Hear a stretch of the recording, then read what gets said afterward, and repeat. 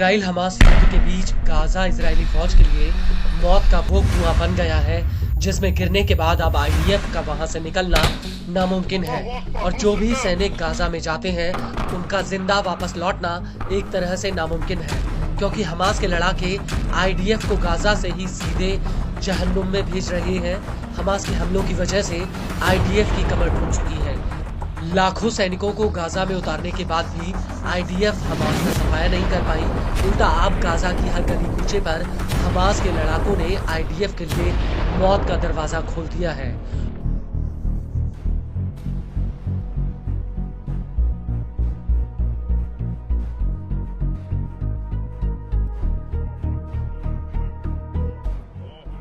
और अब इसी कड़ी में उत्तरी गाजा में हमास के लड़ाकों ने आईडीएफ पर भीषण हमला किया है। दरअसल इस इलाके में इजरायली सेना अंदर घुसने की कोशिश कर रही थी, तभी अल कुद्स की रॉकेट फोर्स ने उसके ऊपर ताबड़तोड़ रॉकेट से हमला कर दिया। अल कुद्स ने इस हमले का वीडियो भी रिलीज किया है, जिसमें साफ दिख रहा है कि एक घर के भीतर अल कुद्स के दो लड़ाके रॉकेटों को कसने में लगे हुए हैं। इसके बाद ये दोनों ही हरियाली के बीच जाकर एक टाइमर और लॉन्चर सेट करते हैं और इसके बाद एक एक करके रॉकेटों को इन लॉन्चर पर सेट कर देते हैं और इसके बाद ये रॉकेट सीधे आईडीएफ की तरफ फायर होने लगते हैं।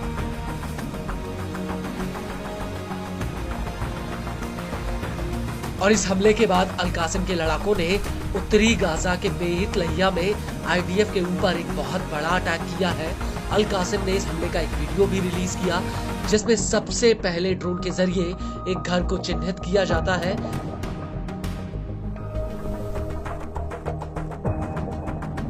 इसके बाद स्क्रीन पर एक घर के भीतर का वीडियो आता है, जिसमें आईडीएफ का एक सैनिक घर के भीतर दाखिल होता हुआ दिखता है।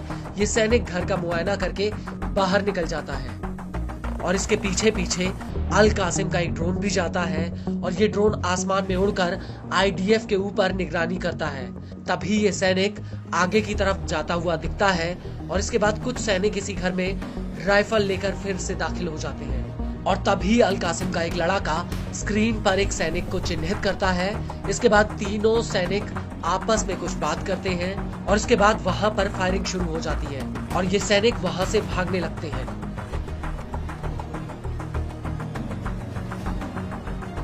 और इसी दौरान इनमें से दो सैनिक आगे की तरफ भागते हैं और तभी हमास के लड़ाके इन पर फायरिंग करने लगते हैं। इसके अलावा जिस जगह पर ये सैनिक तैनात थे वहां पर हमास ने एक आईईडी बिछाया था, जिसमें इसी दौरान जोरदार ब्लास्ट होता है और हमास के मुताबिक इस हमले में आईडीएफ का एक डिप्टी कमांडर और दो सैनिक मारे जाते हैं। आपको बता दें कि आईडीएफ के ऊपर यह हमला बेत हनून इलाके में हुआ है, जहां पर आईडीएफ के करीब 12 सैनिक मौजूद थे।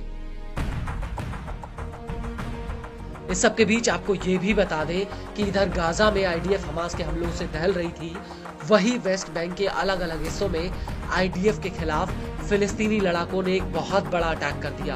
प्रतिरोधी लड़ाकों ने एक आईडी विस्फोटक से आईडीएफ के ऊपर हमला कर दिया, जिसका एक वीडियो भी सामने आया है।